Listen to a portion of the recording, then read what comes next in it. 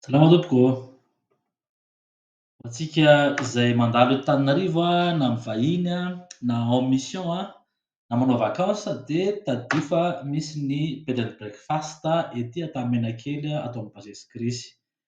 Dia arak'izany misy parking clôturé ao gratuit misy olona ao mahay manety lehilahy sady afaka mety ianao misy sady afaka manao volo ianao raha reradreraka koa ianao dia misy afaka manao massage. Dia ny tarifan'ny chambre dia 2,000 sy 3,000 isaky ny alina.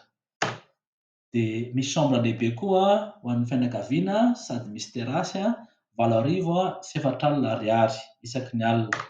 Dia misy koa ny chambre double 4,000 sy 1,000 ariary. Ka dia mandray anao amin'ny tongava soa aty aminay fa afaka manome fahafa-po anao izahay bed breakfast Basy Krisy Antanmenakely, izay ny adresy. Veloma.